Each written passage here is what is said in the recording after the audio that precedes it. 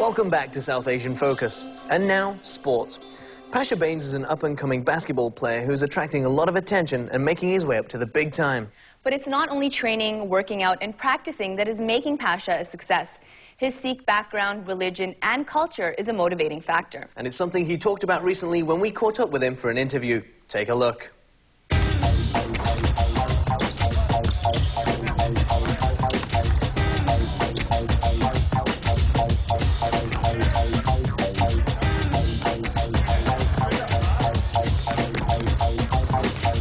Pasha Bains makes basketball look easy. As one of Canada's top basketball players, Pasha's career has been full of personal achievements and team successes. In this past season at UBC with the Thunderbirds, during Pasha's final year of basketball, he helped lead the team to their first unbeaten regular season in 35 years. Although he appears to be leading a blessed life, Pasha recently talked to us about the dedication, drive, and community support that has helped him become who he is today.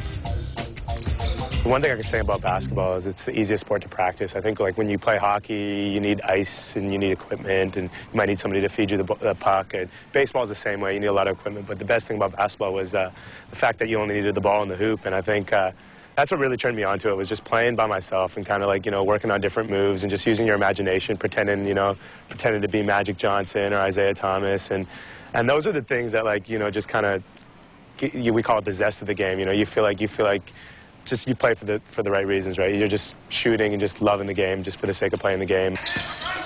Yeah, he's one of the most athletic players that's playing in the CIS right now. And with our team, our team average went up by about 15 points a game just having him participate. And he draws a lot of attention from the other teams, which opens up things for other players. So from an offensive standpoint, it's been a really big boost. And he fits into the style of play that we like to coach and we like to run here at UBC. Basketball isn't his only passion. Pasha admits that his MSN Messenger list is filled, not just with friends, but with adoring fans. Fans that he mentors as one of the head coaches of Drive Basketball, a sports camp for kids. Me and Chad were kind of, for a few years, had been running our own little rinky-dink camps. I had like a little thing going in Richmond. Just a few kids, a few kids that I knew. He had a little thing going in White Rock. And we just decided to kind of join together and start a program called Drive, and we started it in September 2004, and it's picked up ever since then. Our website's getting a lot of hits, and sponsors are coming aboard, and we have a big database of kids now. There's about 300-400 kids that have gone through our program. Last year we had 6 provincial team players that were selected to play for BC that have gone through our program, so that made us really happy. And I mean, it's just something that has been, like I said, it's been really beneficial for both of us. More so than playing, you get to really see how important basketball is and how many avenues you can open up for kids. He's done a lot for a lot of different communities off the court as well. He's been a great ambassador for UBC and UBC basketball. And especially with his Drive University basketball program now, he certainly is influencing a lot of youth in BC.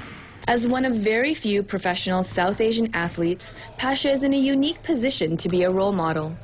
Growing up, I felt like I was playing for more than just myself. I was definitely playing for my community, and it's proud to be out there. I'm definitely proud to be the only East Indian when I play on the national team and things like that. And I mean, a lot of people ask me if I notice it. I always say I don't, but deep down inside, you feel special and you feel like you're representing more than just yourself. It's been good. I mean, it's been a definite gift, because I tell the guys on my team this, more so than any victory or more so than any a big game or anything like that. The best part of basketball so far has been to work with young kids, and as far as just getting a good relationship with them and having them come to all the games and having them, just support me in every single way is just been amazing, and it's just been really humbling as far as having kids wait after the games and ask for autographs and all that things like that. It's cool, and we have our Drive clothing and they wear it everywhere they go, and they're really proud of it, and it just it's just really special for everyone involved. For Pasha, success doesn't come just from hard work. His religion and cultural background have had a big influence on his life and his career. I couldn't imagine growing up any other way, as far as being East Indian, as far as the community and the culture that I've learned, the morals, the values that I've learned, the family, having my dad's friends, having 30 uncles, 30 aunts has been, I always tell my friends from other cultures that, you know, you can't really explain the East Indian culture until you've grown accustomed to it. And now having them come to my house and seeing how my mom treats them and having them come to like my birthday parties and everything like that, they kind of get a glimpse of it as far as the love and as far as the unconditional support goes. I think being Sikh has been special in that sense, just to feel like there's someone always there for you, and you know, it's almost like you know you can't do wrong because someone's going to be there to kind of, you know, as a support net. Pasha acknowledges that sports helped keep him on track in his youth. I think for me growing up, definitely basketball was religion. I slept, ate, drank basketball all day long, you know, and I think as I've gotten older, I've got a little more perspective as far as, you know, I have other things going on that are important now, but when I was growing up, and I don't know if it could have been any other way, I don't know if I would have been successful any other way, definitely is a religion as far as just respecting it, you know, and I think it's the way you respect a religion, you got to respect the game. Pasha definitely knows where he's going. Now that his successful varsity career is over, he is making big plans. After this season at UBC, I'm definitely going to look into playing professionally somewhere, and I'm definitely going to play professionally as far as I can.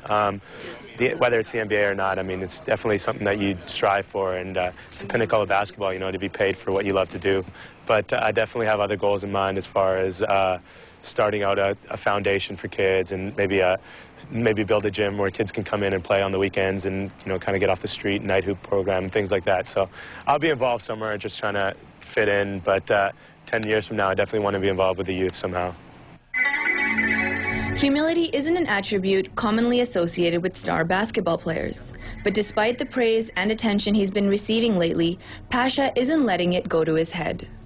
Individual records have never really have meant as much to me as you think they would. I think more so, I try not to let those things kind of define how I work. And if somebody like 5 years from now wants to say, you know, he was like the best scorer to ever play, that's kind of up to them to play, but that's not really why I train in the morning or why I shoot baskets. I just basically play the game to play the game, you know. Personally, I just hope some kid can one day say 10 years from now that Pasha helped me out and I wanted to be him, and then I ended up being better than him. One of my young kids said to me the other day, he said, you know what, I watch your tape and I think I'm going to be better than you are. And at first, I was like, you know, the competitor in me said, wait. But then after I thought about it for a sec, I said, you know what, that was probably the nicest thing he's ever said to me, because if he can be better than I was, then I've kind of done what I set out to do. And, I mean, it'll be special.